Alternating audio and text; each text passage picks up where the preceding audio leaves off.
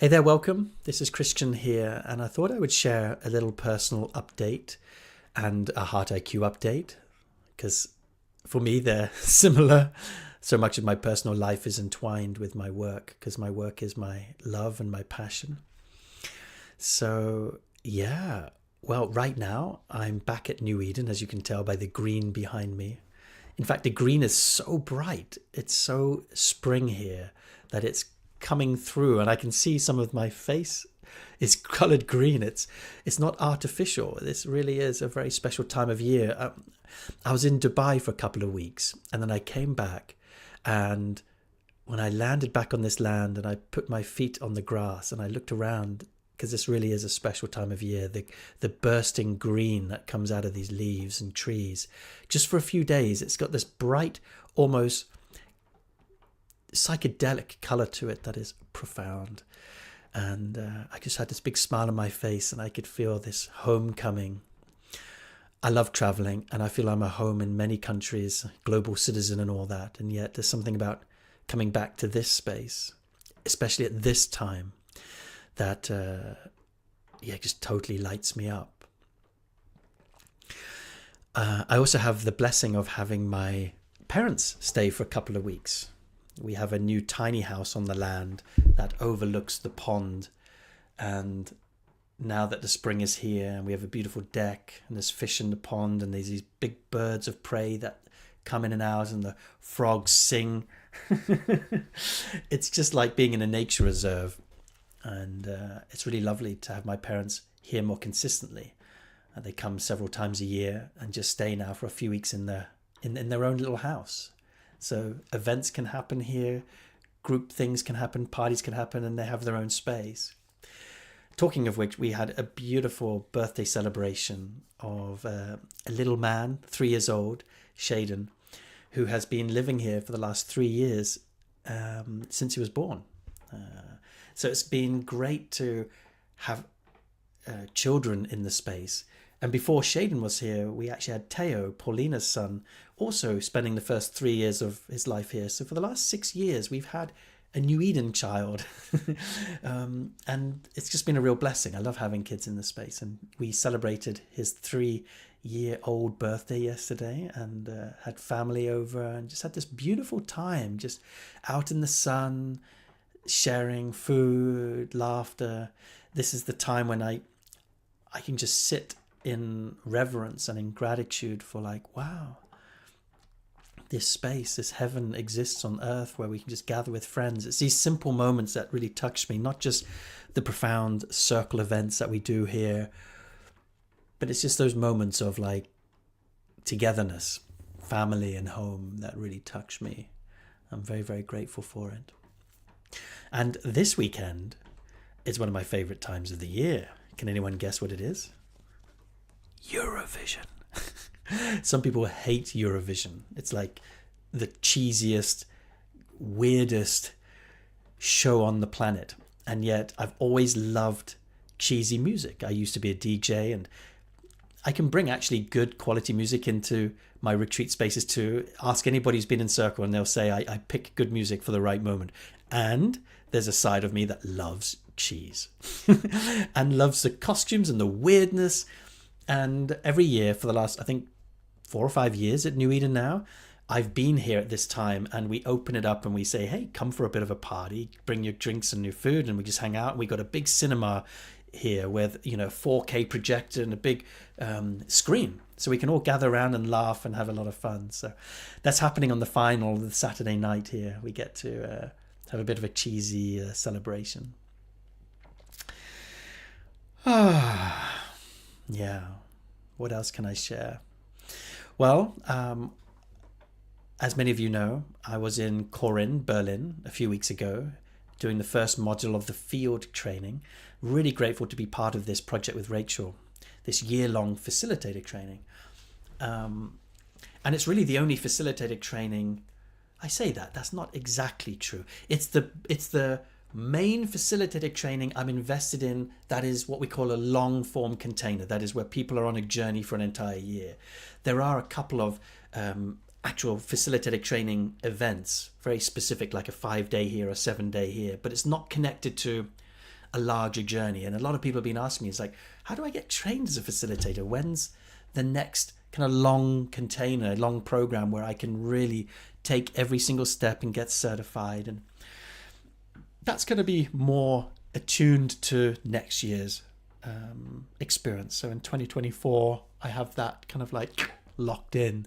For this year, I'm really enjoying devoting my time to other projects, collaborations and experiences.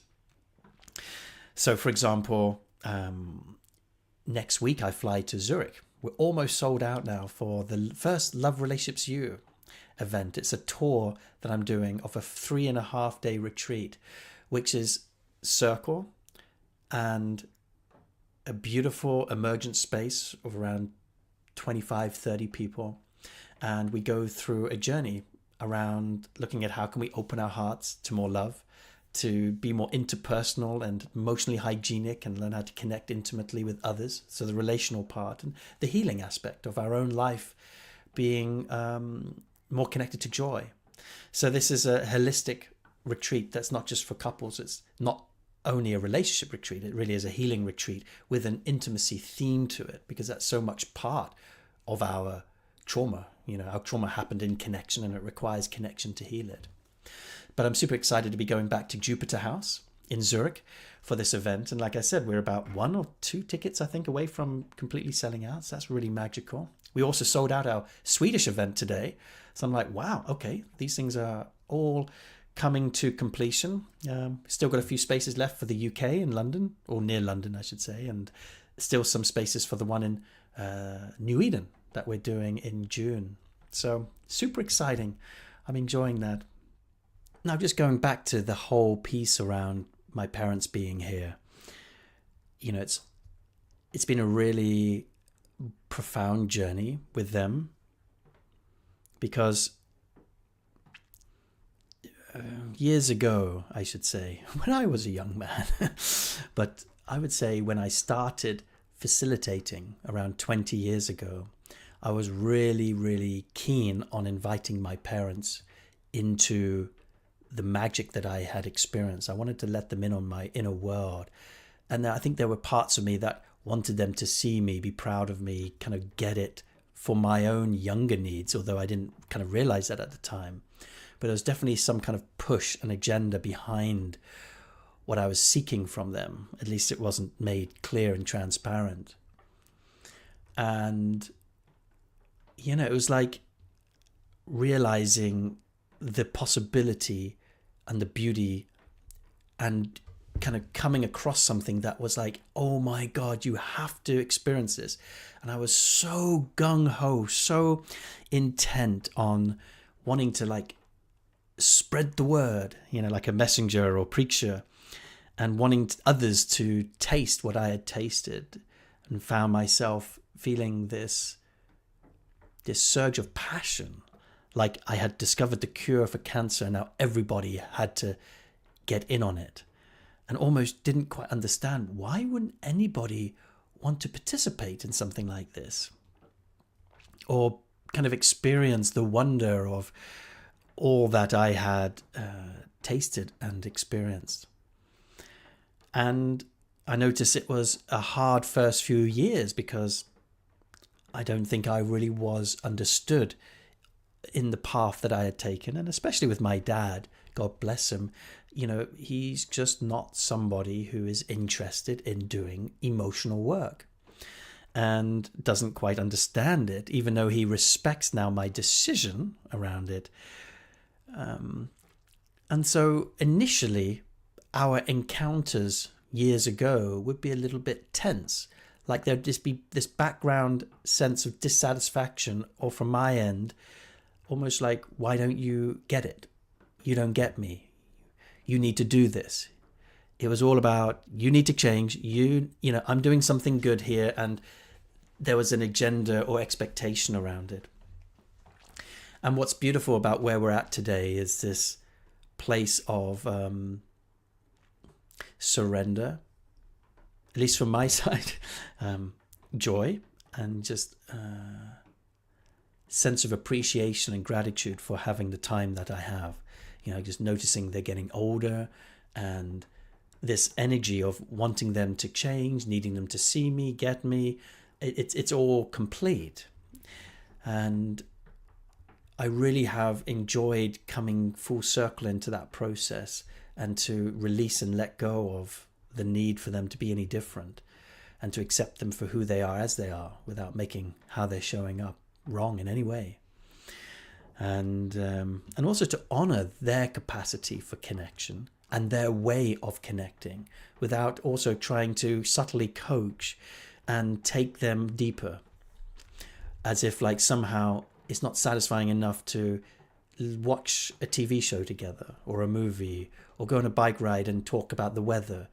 It might seem trivial, or the past me might have gone, this isn't deep enough. I'm responsible for going further and helping them understand what's possible. And yet, no, not that part of me isn't welcome. It's just, it was misguided because it wasn't allowing me to feel the richness and depth of the connection that actually is here and available right now, in the simple moments, in the silence, in the listening to the frogs, in the watching a TV show together.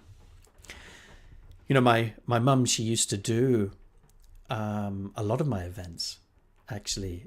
There was a period of time in 2006, 7, 8, actually even earlier than that, in 2004, where she would attend nearly every single one without missing a beat. There came a point where it actually felt like I was being perceived or interpreted more as her therapist. And I put a boundary and said, you know what, I don't feel like your son anymore. And until that right relationship is reorientated, it doesn't feel right to have you come to the events. And sure enough, a couple of years paused and things reset. And now it's not like she comes to all the events now either, but it's just something shifted. And with my father, I noticed that, you know, although he's never sat in circle, participated in a retreat, although he did come to a Heart Summit once 10 years ago in December 2013. For the last day, they watched from the back of the room, and I invited him on stage at the end to honor them. And it was a beautiful and very touching, moving moment for me. And I've also felt that things are changing in his nervous system, like through osmosis. There's this theory that, do we all have to do our own work, or can we just be surrounded epigenetically by the environment? And as enough of us shift and kind of open, that kind of transmits and loosens and lubricates and supports a healing journey. And I think age as well can soften the nervous system. But I think the biggest gift my father's received is me letting go of him needing to be any different than as he is, and appreciating and really being grateful for that, and nurturing the connection as it is rather than attempting for it to be more. And I think in receiving love and acceptance, that is more of a healing frequency than the push to try to kind of get it or kind of work on oneself. And I'm also just becoming aware of, you know, they're getting older, and the question of how much time is there left for quality connection. And, you know, I just wonder, it's like I could be so full on in work, travel, and really using this as my prime time to give my gift.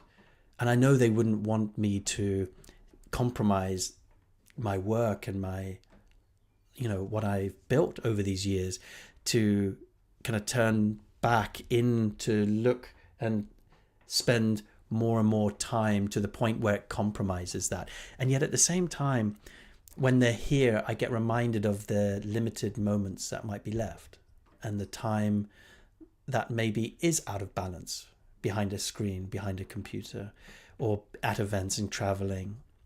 And it just creates the question, you know, is this balanced?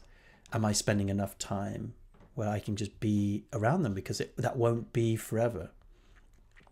And I notice that, you know, I hear it again and again, that people don't realize what they have until they lose it. And we just have no idea when it's our time. And yeah, I'm just grateful for the family that I have, because, when I grew up, I was a little bit like ungrateful, or I didn't really feel or appreciate what I received. Like, for example, it was perfectly normal for me, or I should say it was perfectly normal for us as a community, a village, to get on a couple of buses and coaches and travel to France and have a vacation together. Like, the village would go away together. That would be normal. It was weird to hear later on that actually wasn't most people's norm. They didn't grow up in a village where the village would go on vacation together. Likewise, I grew up in a 400-year-old thatched cottage with mud walls. My parents lived there from the moment I was born. They still live there. My grandparents lived consistently in the local neighborhood and never moved and were completely stable. And so we were rooted, and I was rooted and grounded in one location, never moved. My parents are married, and my grandparents were married for like 75 years. My brother has been married. My uncle is married for never divorced. So there's zero divorce in my family. No one has moved away from the embedded locality that I grew up in. So I didn't have to deal with moving house a lot. Didn't have to deal with fractured relational dynamics. Now, of course, there were other things that I had to deal with, but these things were considered normal. I also grew up in one of the most beautiful parts of the UK, along the Jurassic coast, with red cliffs and green rolling hills and beautiful nature and amazing ocean. And I remember as a child thinking, this is so boring. There's nothing going on here. And then I spent years traveling around the world to the US. I lived in the United States. I've lived in Australia, Netherlands, UK, Panama, Costa Rica. Traveled all over Asia and other places as well, you name it. And then I came back to the UK, went back to my home, and I saw it for the first time. And I was like, wow. It's like, again, we don't realize what we have if that's the only thing we know. It reminds me of Neil Donald Walsh's profound statement: in the absence of that which is not, that which is not. Meaning, if we only know white, soon white ceases to exist and we cannot appreciate the brilliance of white, because something only exists relative to something else. And so I enjoy the relativity, which is why trauma and hardship in a lot of people's lives creates genius and creativity and incredible gifts, because that contrast has elevated that person's being into the light. So I get this. Anyway, I'm rambling, and I feel like this update is complete. Thank you for listening. And yeah, leave a comment if you haven't already joined our community, where we have a call every month on Zoom where we're all together live and connecting. It's a really, really beautiful piece. The next one is happening. It's always happening on the last Tuesday of every month, by the way. So I think the 30th of May is the next time we gather. But I'd love to connect with you. If you haven't already joined the community, just go to heartiq.org and click on the button that says join community. It's free. Just enter your name and email address, and voila, you'll have an opportunity to join us. Yay. All right, guys.